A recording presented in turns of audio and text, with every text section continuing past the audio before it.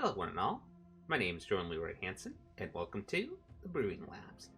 For this episode, I decided to actually make a really fun thematic deck based around our fun little 1-1 gobble friend that always thinks that things hit like kobolds, the Brash Taunter. Now, it's a 1-1 with indestructible. Whenever it's dealt damage, it deals that much damage to target opponent. So it's kind of like a stuffy doll for those who are familiar with previous Magic cards. Now, for this deck, I decided to make a rotation-proof temur variation of this deck, so all the cards in this deck actually will be rotation-proof, so when rotation happens in the fall, this deck should still be 100% playable, so keep that in mind.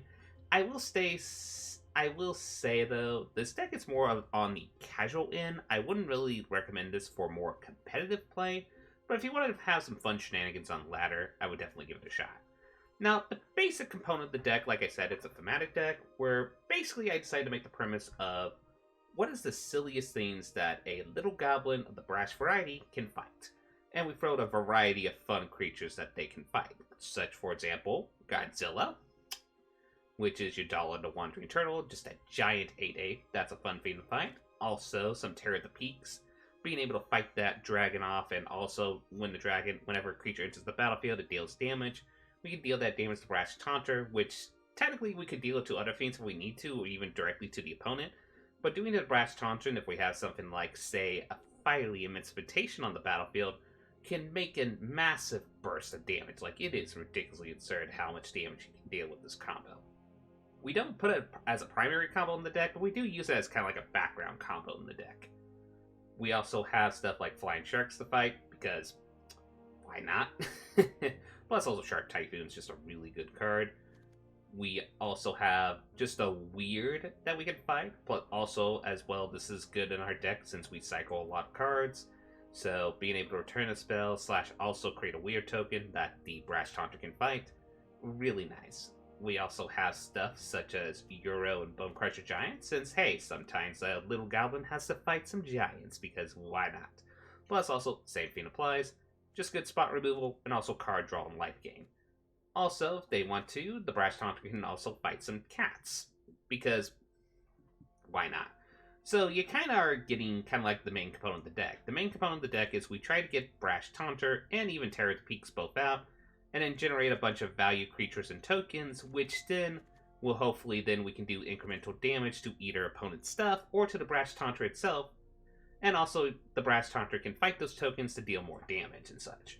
So, the deck components are pretty much Joriel as a 2-of, Bone Crusher 3, Royal Science is in here as a 2-of, just as a good card draw engine / also make our creatures a lot more aggressive oriented.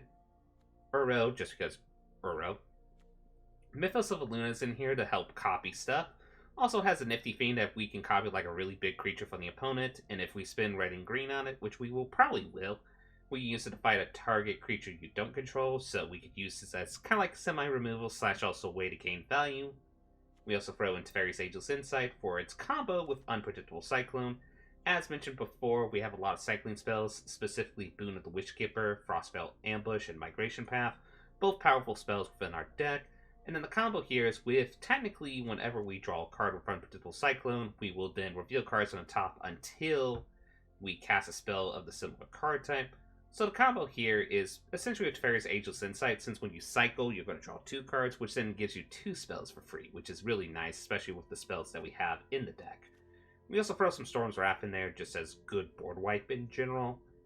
And then Migration Path, just good ramp. Experimental Overload, just a way to get spells back from our graveyard and create a good token to help for aggressive matchups.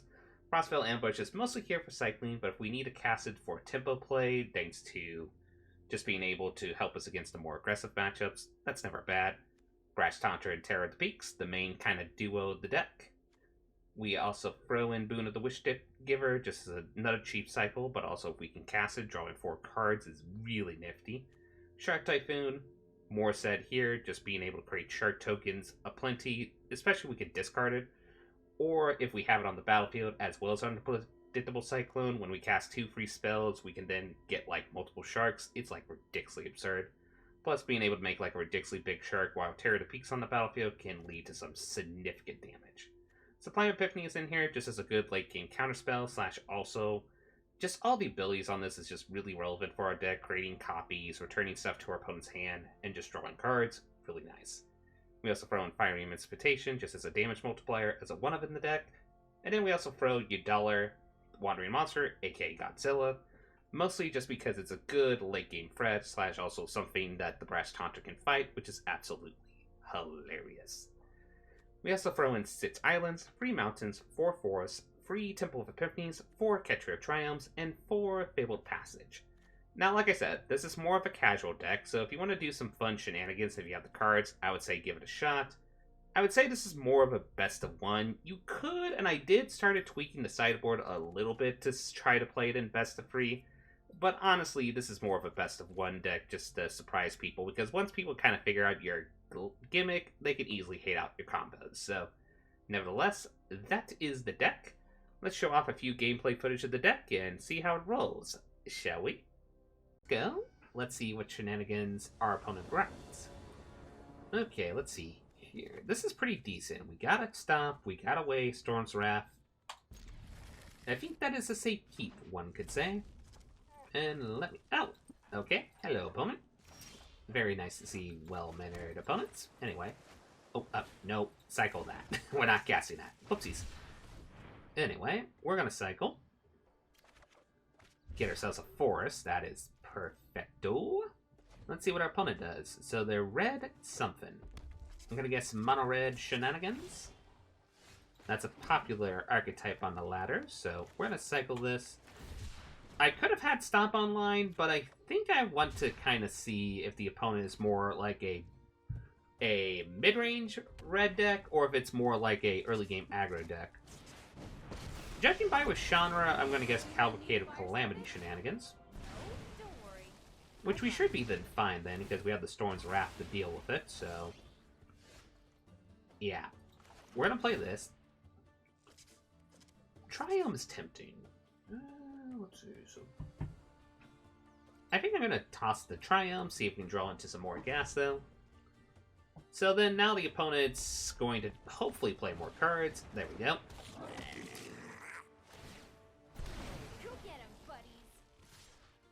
I do respect the opponent's kind of restraint here. Maybe they're being very cautious because they think we might have spells and such, which we do. Speaking of which, Storm's Wrath.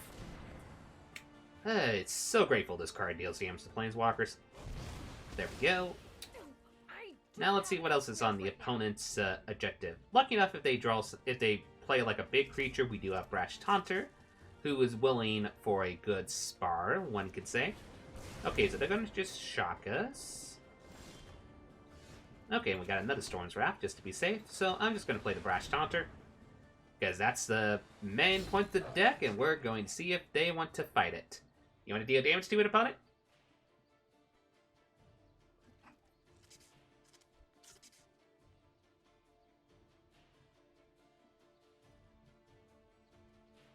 Opponent's looking at it. They're reading the card.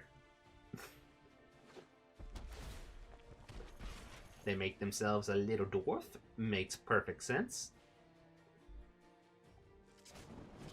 They're going to shock us some more.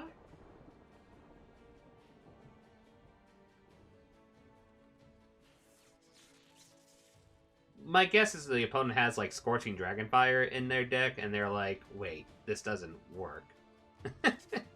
It's my logical guess at the moment. We do also have Joriel, so we got choices here.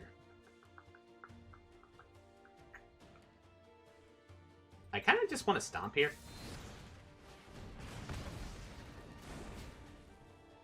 Then we can play Joriel, and then we can see if our opponent kind of has a Scorching Dragonfire in hand or something. Because they are holding on these 2 cards specifically. They could just be lands, they could also just be incremental spells. There's the Lava Coil. It's either that or Scorching Dragonfire. They either run one or the other. Okay, so if that's the case, then I think now it's safe to play the Terror of the Peaks. I'm going to play this land tapped. We're going to still keep our Brash Taunter ready to do some brash shenanigans. I'm going to create another little dwarf, and they have 1 card in hand. There we go. You got the second Lava Coil out of that hand. And lucky enough, they got some incremental burn damage to that. You know what? Let's bring Godzilla to the battlefield. Godzilla! And then we're going to swing in for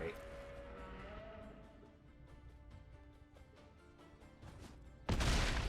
And then next turn we could swing in and also fight with Brash with Godzilla to win the game. Our opponent's going to hold up the blocker, I'm guessing. That seems to be the case, but we do got this game because all we have to do is swing in.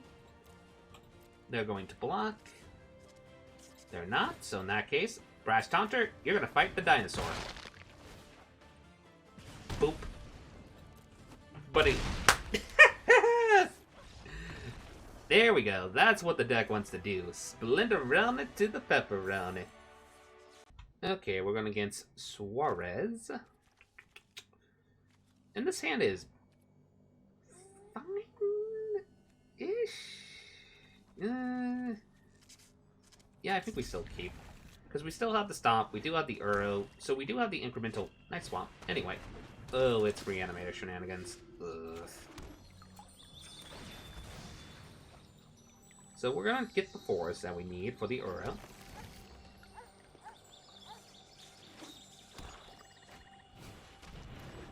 Yeah, they're kind of like a sacrifice Reanimator deck, is my logical guess. So, honestly, we really don't want to shock these, because the chances are we really just want to shock the Lurrus, if legit honesty here. The chances are they're going to sacrifice to draw some cards. There we go. They might also have... potentially in this deck, they might have called the Dark Dwellers. So that might be a way that they reanimate and such. We'll see. Omen of the Dead, eh? I mean, sure? We're going to cycle because it doesn't seem like they're going to play a Call of the Dark Dwellers this turn, so I think it's a safe time to do that. What's nifty is we could copy the Demon token that they are going to try to create with their Reanimator shenanigans. So that's a worthy thing to note.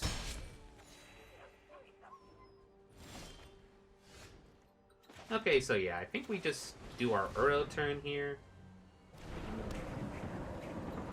We're going to gain some life. We're going to play a Temple of Epiphany.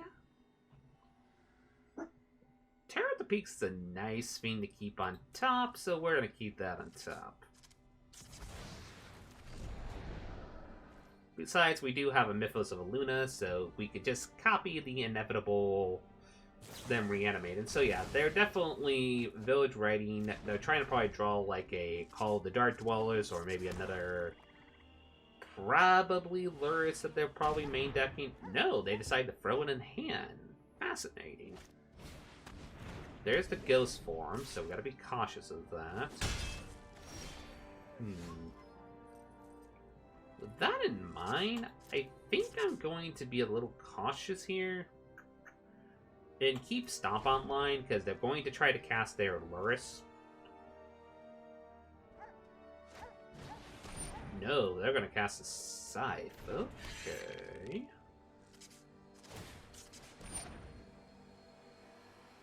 that case, we're going to cycle real quick, see if we can get something. Cycle again.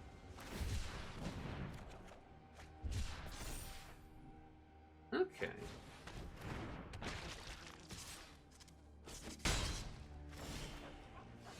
One, two. Yeah, I think we still got to keep the Stomp online, so... Good news is we are getting close. So yeah, they're going to cast that.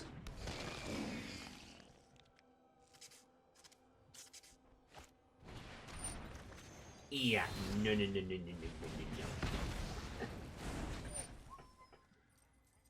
Do we want to cycle this? Yeah, I think we cycle this.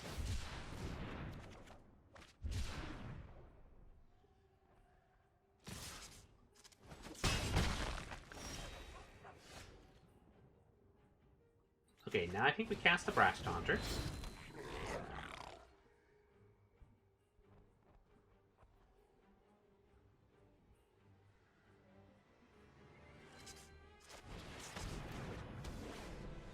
Okay, opponent. Oh, they had the dead weight. I should have presumed with... Honestly, upon postal fletching, I should have probably presumed that, especially since they are running Luris, but still, it always feels bad when you get countered like that. Especially with the Brash Taunter, so... Okay, but we do have a second one in the deck, so... Not too problematic, but still it is kind of a monkeys kind of scenario. Okay, they're going to make us discard a card. Honestly, we discard probably Boon of the Elf Giver? Okay, perfect. Okay, that's good. We're going to pass the turn to our opponent.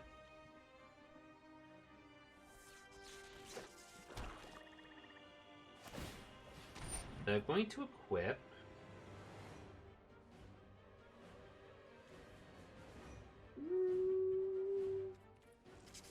Sure.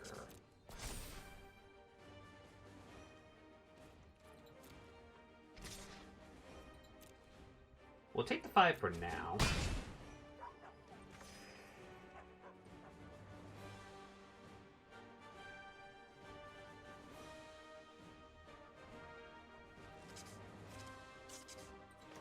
We'll cycle.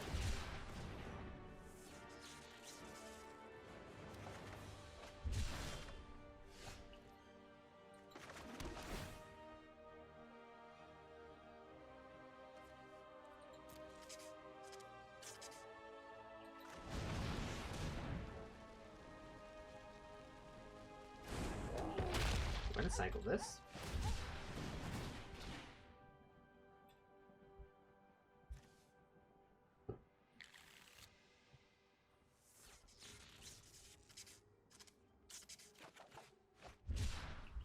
That's a good thing to keep. They're going to scry. Makes perfect sense.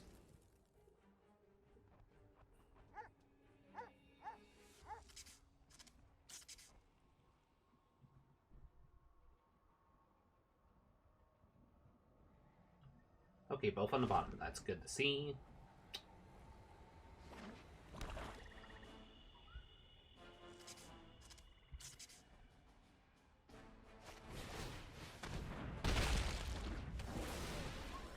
More removal from our opponent.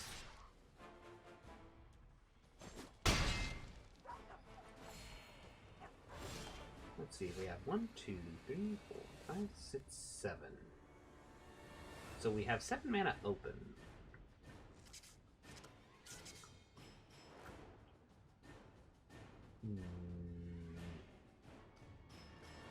I do think we gotta hold it up for the inevitable just bounce and draw a card. Maybe they try to cast something main step, we could hope. They are not, so yeah, we're gonna just have to return that and just draw a card. Then we can cycle that, which is nice. We're gonna cycle.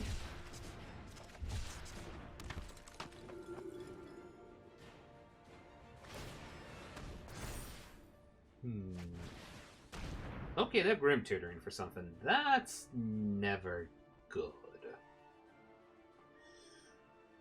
Uh-oh.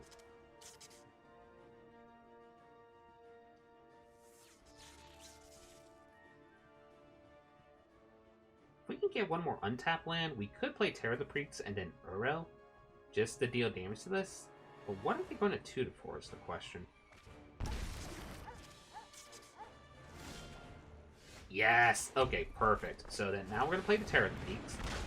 We can now play the Uro, which gives us the incremental life gain, but also the damage to deal damage to that.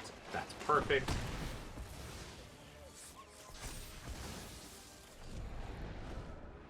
We're still somewhat in this game.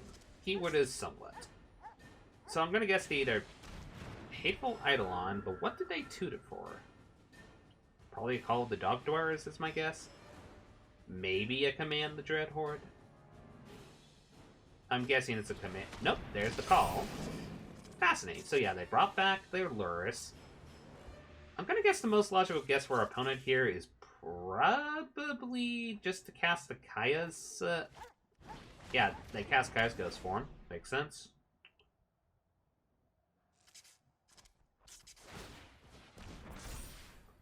That makes sense.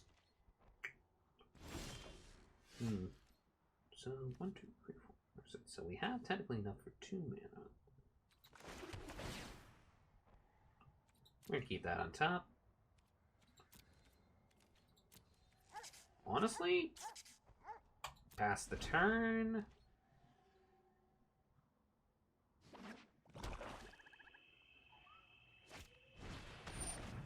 No. So we're gonna counter target spell, return target, do. So we're gonna bounce your Luris. We are going to target our own creature. We're gonna draw a card.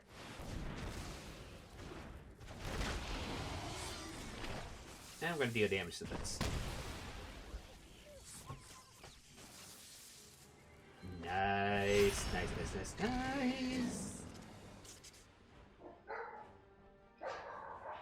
They're probably going to replay Kaya's Ghost form on their Luris again, is my logical guess. That seems to be the case. Okay. Now we'll cook it. So let's see, how much mana do we have? 1, 2, 3, 4, 5, 6, 7, 8, 9. We have 9 mana total. Actually, do you want to see something cheeky? I think I got an idea. So we're just going to do.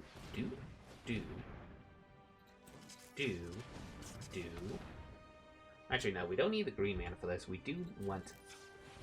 We're going to play this Mythos of Luna, targeting Luris. We're not going to fight, but we are going to still deal 6 damage to the opponent.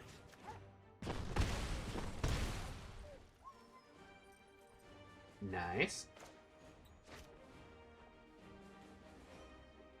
We should be able to count the... We didn't cast them from the graveyard yet, have we? Guess we did. Did we? Well, nevertheless, we're just going to then return Mythos of Luna again. Create an 8/8 elemental.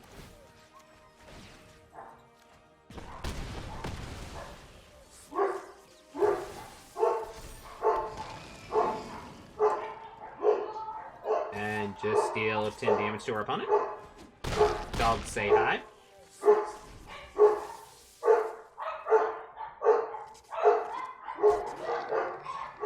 Yeah, the dogs, you can tell one of the family members are back home.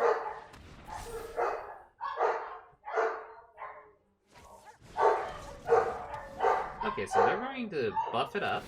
They're going to draw a card.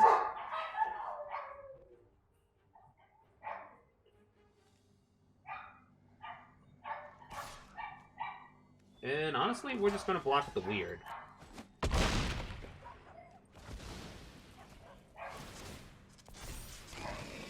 It comes back. They're going to put back Kaya's Ghost form on it. Yada, yada, yada. Same old song and dance.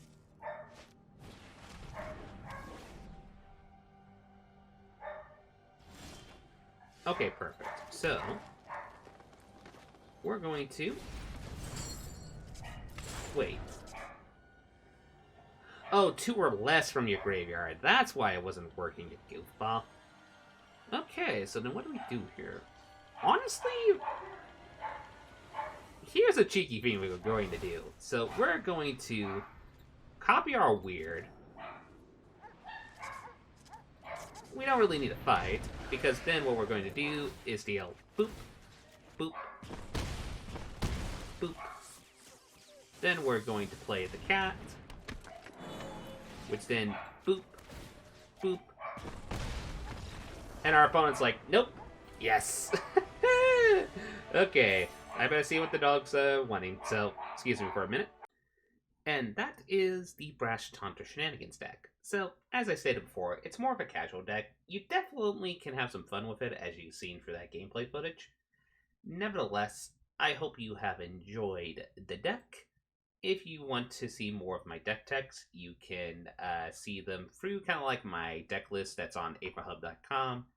You can also like and subscribe and press the little bell notification for future videos and such, especially future deck tech shenanigans. I also have a Twitch stream, which I'll post the Twitch stream on the creds below. I'm still developing the schedule a little bit, so the streaming schedule is a little inconsistent at the moment, but I will try to make it a little bit more consistent in the future. Nevertheless, I hope you all have a lovely day. This is Love Death, signing out. Bada beep, bada boop.